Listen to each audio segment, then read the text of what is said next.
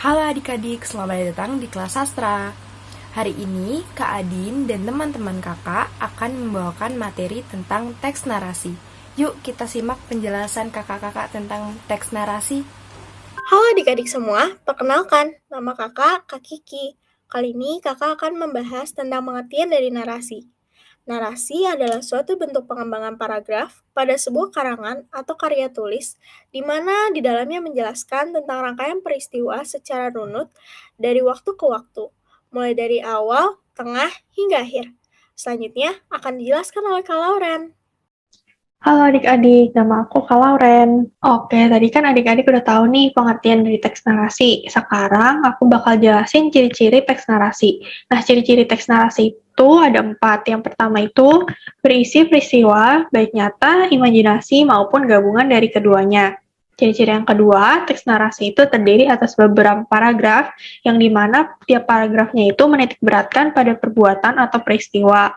Yang ketiga, teks narasi itu disusun berdasarkan kronologi yang di dalamnya terdapat konflik agar menarik. Nah, kronologi itu apa sih? Kronologi itu berarti disusun secara urutan waktu.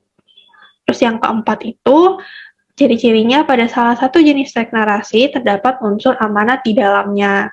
Nah, berarti kan sekarang adik-adik udah tahu nih ciri-ciri dari teks narasi. Bisa dilanjut ke Kak Yusuf.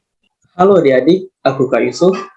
Baiklah, selanjutnya setelah mengenal ciri-ciri daripada teks narasi, kita akan membahas jenis-jenis daripada teks narasi. Yang pertama, ada teks narasi informatif. Teks narasi informatif merupakan suatu karangan yang bertujuan untuk menyampaikan informasi dengan tepat berdasarkan peristiwa atau kejadian. Yang kedua, ada teks narasi artistik. Teks narasi artistik adalah karangan yang menceritakan suatu kisah atau peristiwa dengan tujuan untuk memberikan pengalaman estetis kepada pembacanya. Jenis ini biasanya berupa fiksi atau non-fiksi dengan bahasa figuratif atau kiasan. Yang ketiga, ada teks narasi sugestif. Teks narasi sugestif adalah narasi yang menceritakan sebuah peristiwa atau kisah dengan maksud terselubung kepada para pembaca atau pendengarnya. Baiklah, itulah jenis-jenis pada teks narasi. Untuk selanjutnya akan dilanjutkan oleh Kak Nathan. Halo adik-adik semua, aku Kak Nathan dan hari ini aku akan jelasin ke kalian apa aja sih struktur teks narasi. Nah, yang pertama itu ada orientasi, kedua ada komplikasi, ketiga ada resolusi, dan yang terakhir ada reorientasi. Nah, apa sih orientasi? Orientasi itu berisikan waktu, tempat, tokoh, serta watak dari setiap tokohnya dan apa aja yang sedang terjadi. Kemudian ada komplikasi. Pada bagian ini, penulis itu menceritakan kejadian penting, sebab dan pemicu yang menimbulkan konflik antar tokoh. Dan ada resolusi. Nah, pada bagian resolusi ini, konflik sudah menurun dan dapat diselesaikan. Kemudian ada reorientasi yang sebenarnya tidak wajib, cuman bagian ini berisikan penutup teks yang berisikan pesan moral cerita tersebut. Tahap ini tidak wajib dalam sebuah teks narasi, cuman sebagai pelengkap saja.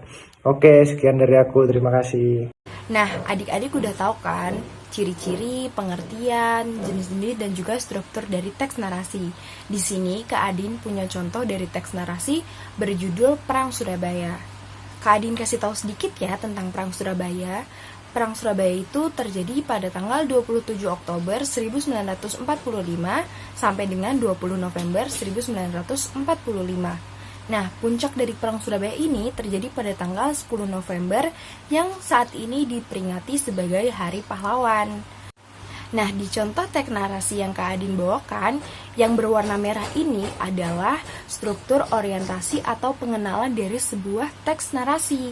Lalu yang kedua, berwarna coklat atau kuning ini dari paragraf 2 sampai dengan paragraf 7 itu adalah bagian komplikasi atau isi cerita yang memuat sebab, akibat, dan bagian penting dari suatu teks narasi. Lalu yang terakhir, di 2 teks terakhir berwarna biru itu menandakan bagian resolusi atau konflik yang menurun. Lalu di teks ini tidak ada bagian reorientasi, maka dari itu adik-adik bisa membaca contoh-contoh yang lain yang memiliki struktur teks narasi yang lebih lengkap. Nah, Ini adalah tugas yang akan adik-adik kerjakan dan kumpulkan. Cukup buat teks narasi yang singkat dengan 1 paragraf saja. Sekian dari Kak Adin dan teman-teman. Sampai jumpa di kelas berikutnya adik-adik.